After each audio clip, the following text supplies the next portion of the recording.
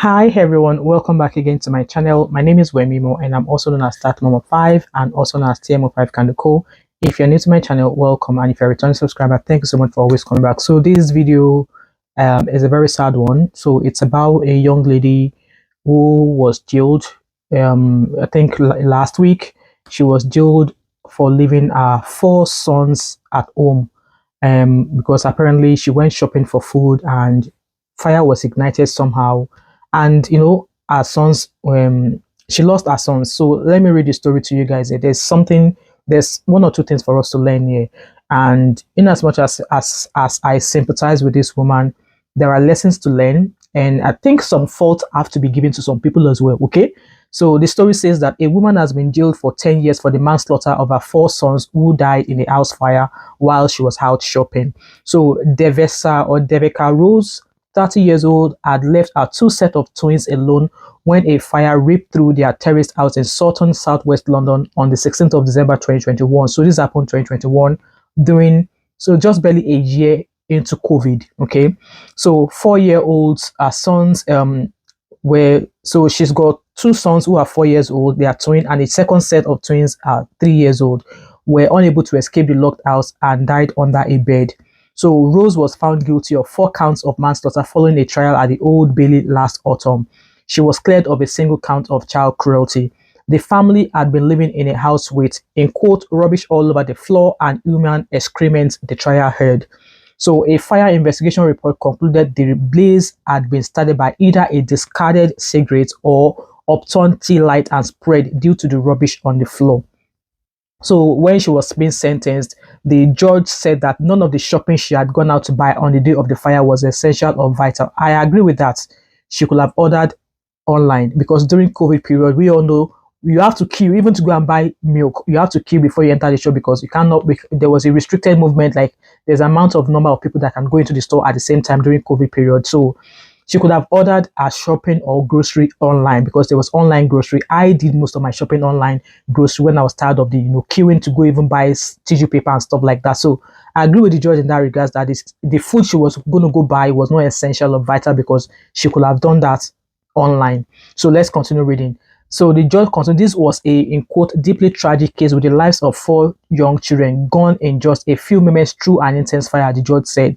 The judge added that he had factored into his decision that her eyesight had deteriorated so much that she now could not see the boys in pictures. So I guess that she has an underlying health condition, which means that she can't even see the pictures or the videos of the children.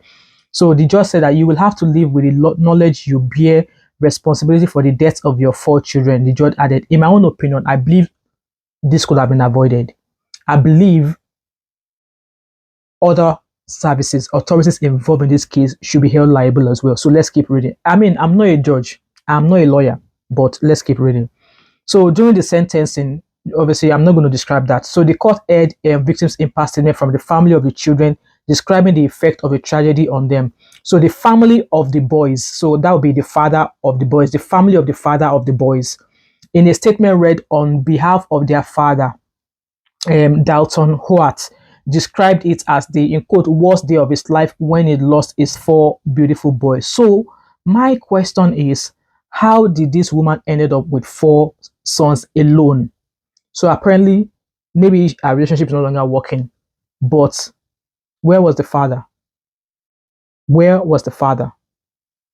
So the man, their father, continued, in quote, their lives had only just begun. He said, it's every parent's nightmare. I am devastated. Okay. The children's great grandmother also cried out and told the court they were my life and now feel so empty. She continued saying that she said the only comfort at this time of distress and sadness was that they are now all together forever and need never be alone again. Miss Johnson finished by stating that she would like to use the children's favorite word, why, just why. So the boys' grandmother also continued saying that cruelty, that the boys have been cruelly taken from them by this woman, by their mother. So she said that the boys were beautiful, loving children who did not deserve what happened, adding the impact they have made on us in their short lives cannot be measured and will never be forgotten. We'll miss them every day and will always hold them in our hearts. While there will be better days to come, the old that has been left by your children's death cannot be filled. So obviously, according to the mother, she claimed that somebody called Jade was meant to be looking after those boys. But I don't think from their investigation, I don't think they figured out who that person was. So they think that the mother lied, that she asked somebody to look after the children. 1 to 4, there will be concurrent sentences of 10 years imprisonment. You will serve 2/3 of that sentence in custody. If your case is referred to the parole board, you may then be eligible for release at that point and will be entitled to release at the end of the custodial term. I have asked my clerk to prepare a file of all the medical and mental health reports that I have seen, and that file will accompany you to prison along with a copy of these sentencing remarks. So the judge considered saying that, in quote, the true position was that you left your 4 boys age 4 or under on their own. So when it was the mitigation, the counsel for Rose, the mother, was like, the Rose asked for help and was not forthcoming. That's where I was coming from, that some services also let her down. So her 4 children were loved and cherished and looked after by her and her alone. Hence why I said, where was the father? These grandparents that are talking, where were they? Where were they? She was looking after the boys alone while struggling with what are described by experienced psychiatrists as complex psychiatric mental health needs. In this country, boys, 4 of them under the age of 4. It's not easy looking after them. So those ones who are 4 years old, they will probably just be starting primary school. So she'll have to juggle taking them to school. And when they start school, they don't start full day. They start half day. They go from 8:30 or 9 o'clock, and then she'll have to go and pick them up at 1 o'clock. And then the other 2, 3 years old, they will have to go to preschool. Preschool is just 2.5 hours a day. So how was she even able to juggle all of that up until what happened? So where were these grandparents? Where was the father of those boys? Where were they?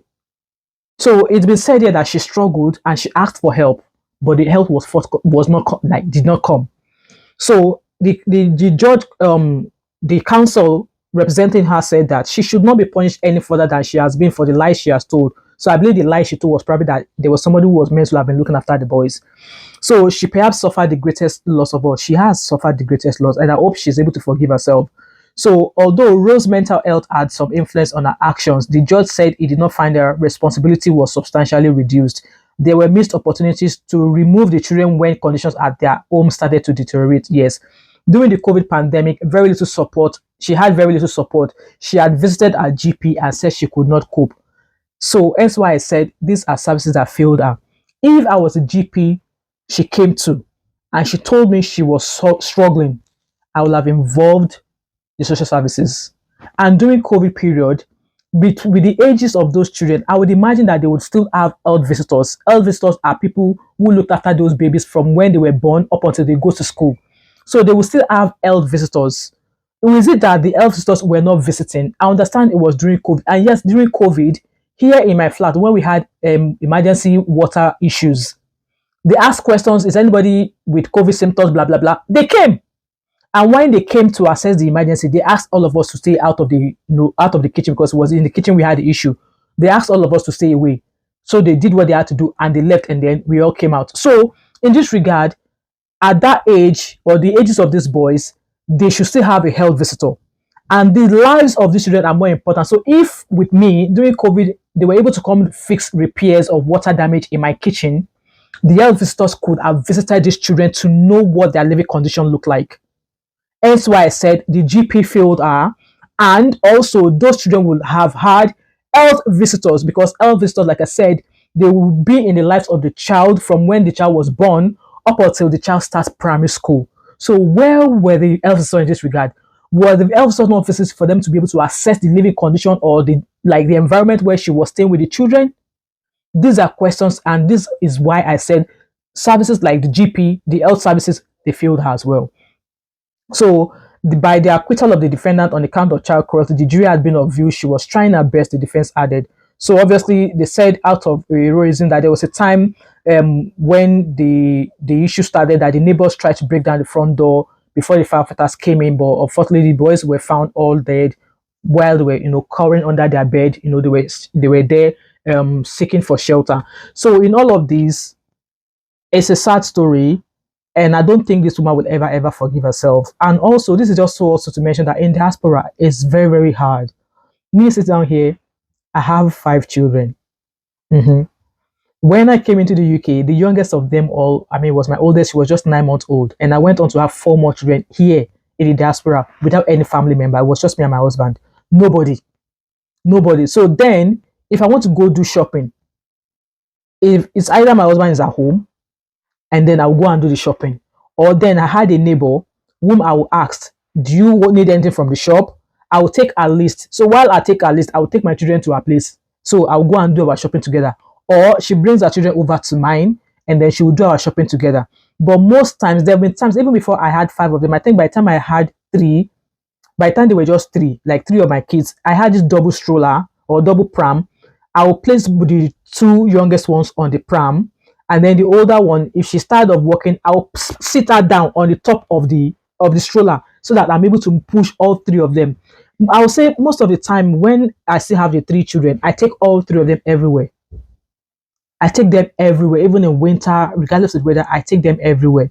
And at times, if I feel like maybe I take them somewhere and I decided to do some shopping and there was a lot of shopping, I will take a taxi. But I understand that this incident happened during the COVID period, even when everybody was at home. She could have ordered her shopping at home. I mean, she could have ordered her shopping online. I mean, there's nobody that doesn't have access to internet now. So I'm not here to actually shame this woman. She's already suffering. She's already suffering from losing 4 children all in one day. And yes, she will never forgive herself. And yes, it's been said that, she has underlying psychiatric issues. And I don't think that jailing her was the right thing. Like I said, I'll not be judge you. I'm just passing my own opinion.